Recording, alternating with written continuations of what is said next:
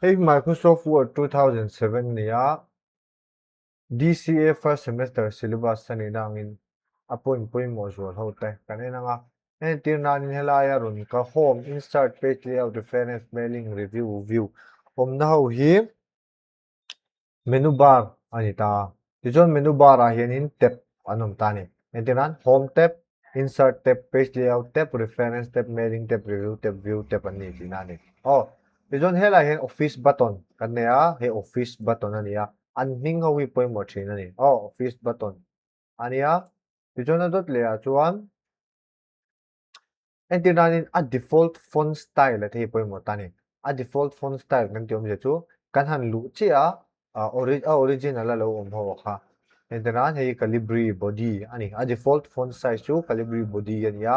a default font size chu 11 ani khang te ni te na kan thil tia kan mu thina wang kha aron chuak thina ama da chu lo shet lo hi all ve khop maya chon helai hianin more option a hin kalu chuan font size khan minimum le maximum kha 8 ania a maximum kha 72 ni mo khang khatiang te kha ron chuak thina ti chuanin a hming ho po hi ron chuak thina te nanin b logo ro te lo lang ta se nge ni mo bold tani ti chuan I italic tiang chi le khatiang te kha te ran helai pe yang chi le bullets and numbering ang chi te indent kan han ti ho sang te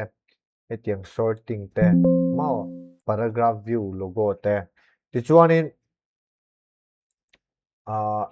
tikhan en lokila helai hianin view button om ta view button mi ho po hi lo chok thina a ming kan she du chuan helai view a hian kan kalanga ti chuan hei